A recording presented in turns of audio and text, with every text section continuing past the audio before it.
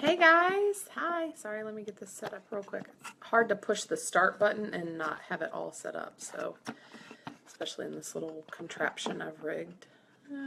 There we go. I'm sure whoever starts watching this is like, it's so shaky, and I'm sorry for that. I really am. Hopefully that doesn't deter you too bad from watching the videos anyway. So, okay. Hi, how are you? I hope you're having a good day. It's Thursday, and sorry this is a little later than normal. We were out this morning and just got home. So today we're going to talk about organic and GMO and the labeling that they use and what that all means and do you need it or not. I hope somebody jumps on live so that if you have a question, I can address that specifically. I have in my studies and my curriculum, they have placed quite a bit of emphasis on GMO and organic, and so I do know quite a bit about it, but I've also done some independent research on my own because there's other labels on the front that I want to touch on real briefly so that if you see them, you know what they are. But if there's another little symbol or something on the packaging that you, oh, there we go, sorry. Somebody's going to end up being like, I get sick every time I watch your videos because they're all shaky. I'm sorry. I'm just trying to get this. Maybe I just should hold it. It might be easier to do that. And it'll keep it shorter because my arm will get tired. So, okay. First, let's just dive into, I don't know, both of them are such loaded topics that I don't really know where I want to start. So let's start with organic.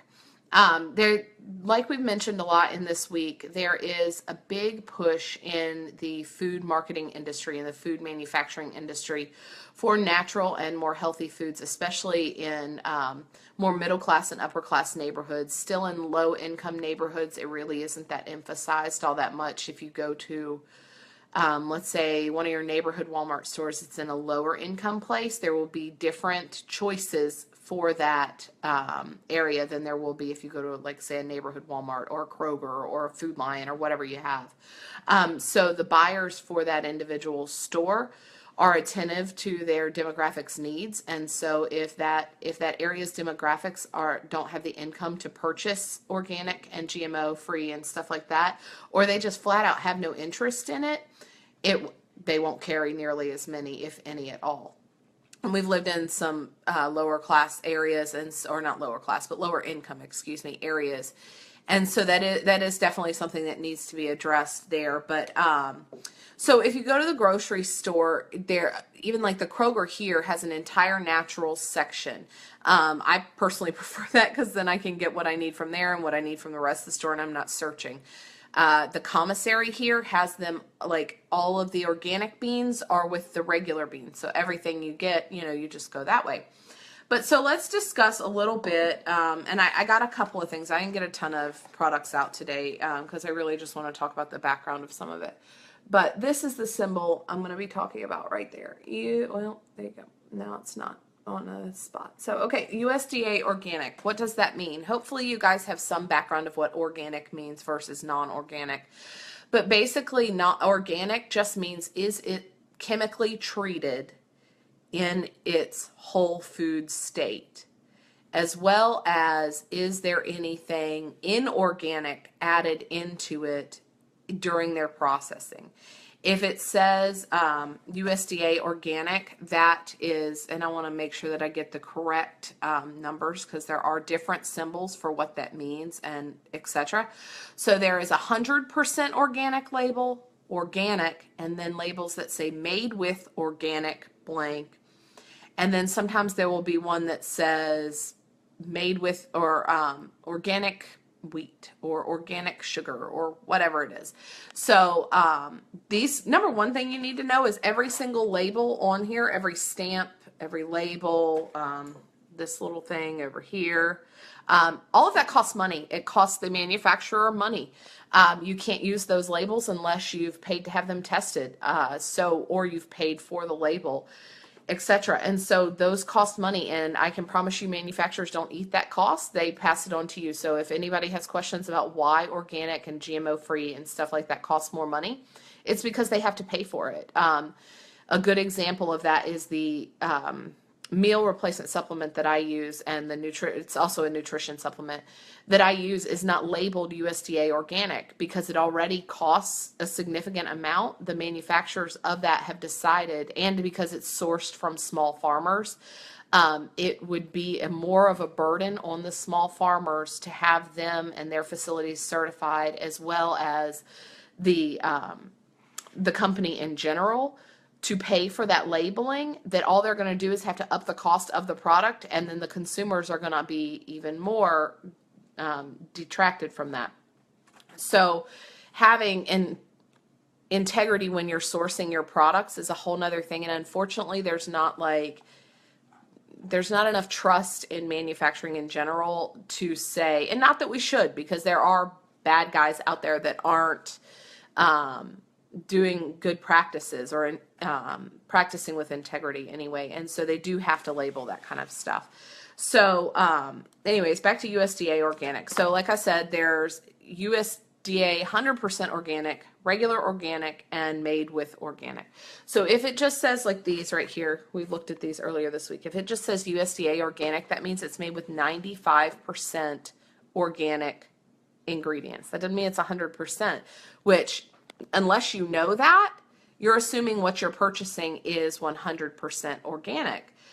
So that's kind of a frustrating thing to me, again, and I'll go into choosing whether or not to purchase organic or not, and kind of what that means for your budget, etc., in just a minute. But just in general, what that means, this one right here, unless it says 100% organic, means that it is 95%, that 95% of the ingredients, excluding salt and water, up to 5% of the ingredients in your packaging may not be of organic sourcing, or the farmers don't use organic practices on those particular items.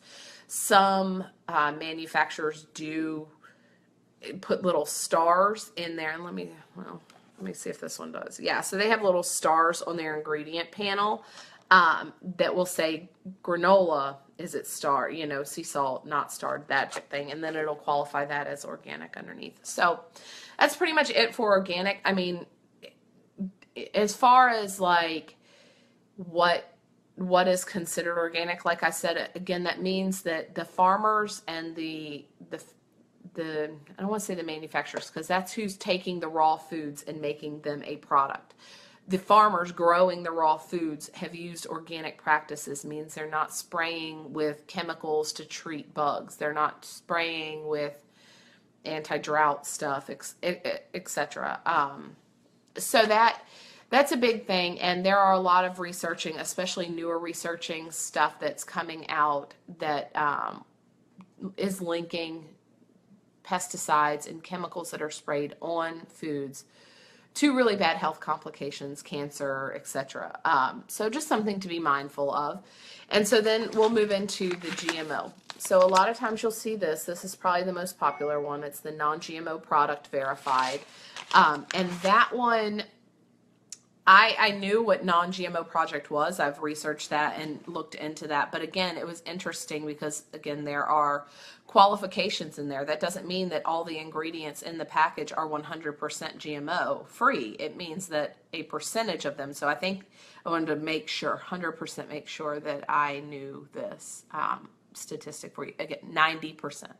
So that means 90% of what's in here is GMO free. Now, what is a GMO? Do you even know what a GMO is, or is that just a buzzword that you hear that you're like, ooh, somebody said GMOs, or CBS Evening News said avoid GMOs, so I'm going to buy everything GMO free. What does that really truly mean? GMO is a genetically modified organism, and it basically means that instead of treating the plant with a pesticide to kill bugs, we'll use bugs as a really good one because that's a really easy one, and I can explain in just a second. So instead of treating the whole field of, say, wheat with a pesticide to kill the bugs, they're altering the genetic makeup of the wheat seed that is planted so that bugs don't like it, or that it is resistant to drought.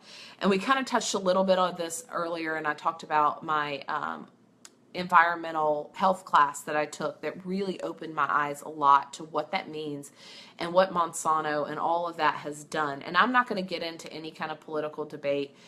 I mean, the facts are there. You're welcome to go research them and look all of that up. I'm not going to get into all that. But the fact is, when our population began to outgrow our food supply, there is a World Health Council that basically identified certain pockets of agriculture and said, okay, you guys can produce more corn. How can we help you produce more corn?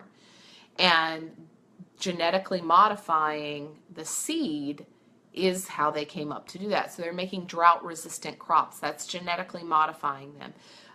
Making, there was a big article a while back that I read in a study that I was looking at that talked about genetically modifying apple seeds so that when an apple is cut, how an apple oxidizes and it starts turning brown after the flesh of the apple has been sitting out, that the seed basically has been altered in some way to change that so that when the air hits it, it doesn't oxidize. The avocados, there's been all kinds of foods that scientists have gone in there and tweaked these foods to change them to make them either longer lasting, a better desirable crop for farmers, etc. Like Roundup Ready corn, Roundup Ready soy, that kind of thing. Roundup is a whole nother beast, and again, I'm not going into that here. But basically, they're making the corn seed and the wheat seed and the soy seed ready to combat animals and bugs. And organic material is supposed to be desirable for animals to eat. And if you're making it not desirable for animals to eat, yet you're feeding it to human beings, there's a difference there. Like, you really have to almost get down to a moral level of, is that okay with you or not? And money-wise, what does that mean, kind of thing. And so my advice, and I will never tell someone, yes, buy all organic. No, don't. Yes, do this. No, don't. I truly believe that has to be placed on your heart and decided in your own family and your structure and your budget. Do we buy organic? Yes, as often as possible. Do I buy GMO free? Yes, as often as possible. But my budget, like I said, I explained this before. I'm a graduate student. I own my own health and wellness coaching business. My husband has an income, but we don't have just money to throw around to everything. So we operate on a budget. And so that doesn't always fit into our budget. I have a certain amount allotted for groceries, and if I go over that, well, then sucks to be us. We're eating beans and weenies or whatever we have in the freezer. Like, that's just the way it is. And so I have to make my grocery budget stretch. And so there are compromises that we make. For example, I had somebody, I think it was Dory, messaged me and asked if, we're restocking, they're just moving. We're restocking. What is the number one thing you would replace first with organic, GMO-free, local, etc.? In the long run, can't that hurt your health when they alter? That's exactly why there's such a gigantic issue with it right now. Because and I'll go back to Dory's thing in a minute. I will address your comment immediately, Lisa. Yes, absolutely. That is why this has all been brought to media and public attention, because all of the GMO stuff was done without consumer knowledge to begin with. That was all on a behind the scenes, if you want to call that knowledge, the farmers, the manufacturers, the World Health Organization, that kind of thing. That was all backdoor knowledge. And then people started getting sick and they can't figure out why. And they're linking it now to all of this mutation of food genes. And you screw with the genes of food. Again, I've said it a bunch of times, whether you're a believer or not, I am, and I truly, truly believe that God created food and our bodies to interact together, to work in harmony. And when you screw with that, it screws with your body. And I truly believe that is a big cause of why there are so many health issues. There's a lot of issues surrounding that, like, well, now we can we know what it is, and before we didn't know what it is, so it wasn't diagnosed. Yes, there is that. But I also truly believe that we screw with nature, and our bodies don't know how to handle that. We weren't made to deal with that. And so, yes, a lot of health issues can come up. I really, if I had to tell you to pick one or the other, organic or GMO free, I'd tell you GMO free every time. They both are very, very important, but health risk wise, I think that GMOs are a bigger issue. But that's an opinion, and that's not fact-based. That's just my opinion based on what I've researched and the things that I found. So anyways, Dory had asked me, great question, by the way, Lisa, seriously. So what Dory had asked me, if I had to choose, what would I choose? And I told her, and I didn't really answer the question correctly because I don't think I was like, oh, I'm excited she's asking me this, so I'm going to go, tell her exactly what I think right away. And I didn't really answer the correct question. She came back with, okay, so do you mean produce or meat or what? But my question, I guess I read it to be, what grocery store item, what produce would you pick first? And the number one thing, if you're going to make a choice to go to the grocery store and buy something organic tomorrow that you would never have bought organic before, berries and apples every time. They are two of the most, and there's lots of good infographics about that. Like I think Clean 15 is a good one. It's the 15 most commonly pesticide-laden foods that are found. When they test them, those are almost always the highest pesticides foods that are found. And strawberries is number one, blueberries, apples. Those three things I would buy, and I will not buy. I mean, we did that Walmart grocery pickup thing, and they did not have, or they came out with regular. And yeah, call me stuck up, call me elitist, call me snotty, whatever. I would rather not have apples than to feed my family inorganic apples. I mean, I don't know how to say, like I said, that may sound really snotty. And I'm not saying we don't ever eat non-organic apples, but if I have a choice to purchase them, I'm buying organic every single time for those three items. And then the other, I ended up going into it with her, and she was like, well, would you pick produce over meat? And that's a hard question because meat is so filled with crap. Grocery store meat can be so filled with crap and you don't ever even know it. A lot of it is to maintain its color, because after meat has been thawed and frozen, or even just frozen and then put out, its color changes. It's supposed to. That's part of blood loss in meat. And there are chemicals they can inject into beef to make it look red longer. Because that makes a more desirable package. It makes, if you go to the grocery store and you look at meat that's brown, or let's just use strictly ground beef. If you look at a package of very red ground beef and a package of slightly browner ground beef, which one are you going to pick? Of course you're going to pick the red. You assume that that's fresher. But when you look at the package, perhaps the package is, and they may equally have been out longer, or as long as one another. But maybe the one that's really red has been injected with chemicals that maintain the color longer. So it's something just to think about. And again, just be conscious of what you're filling your body with. And that's something that we're unwilling to compromise on. We personally have gone to a farm here in town, and we buy a CSA from them. We get monthly meat from them. And that makes me feel better about what I'm feeding my family. And I feel like it fits into our budget. We've set aside money. I would prefer to spend more money on quality food than having cable TV, if that's the thing, or whatever. We make sacrifices to eat better quality food, and I know that it's not cheap. I realize that there are ways to make it more inexpensive. That can be a whole nother workshop sometime, a 5-day thing. And I have friends that are really good at it. I have a couple of short stores I shop between, and I mostly do my produce. Again, we used to do Bountiful Baskets all the time, and it looks like they're coming back to our area, so I'm going to go do those again. So that's a great way to get produce. If you have one in your area, just look up bountifulbaskets.org, and they offer an all-organic basket, and it's awesome. Look up local farms. Eggs, that's another thing.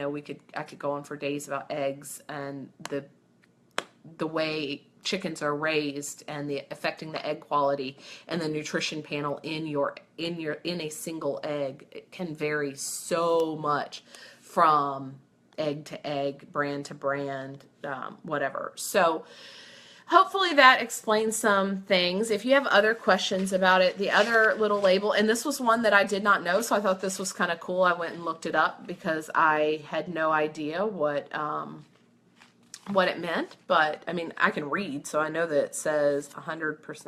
I don't know if it's not, it's kind of blurry, but it says 100% whole grain. And I looked up the organization because the thing is, most people don't even take the time to look up what's on the bag. They don't even know what they're getting. They're just like, oh, sweet, organic label, got it. And you don't know until you know what that truly means. And so this little whole grain label basically is telling you if it, and there's two of them because I looked them up. There's this one, you can see that one right there, looks different than that one right there. The difference is this one says 100% whole grain, which means in each serving of this there is 16 grams or more of fiber. And the one that does not have the 100% is 8 grams of fiber, between 8 and 16. And so basically the recommendations for how much fiber you should get a day are 3 servings. So that's at least 45 grams of fiber for a healthy heart and just for betterment in general of your health.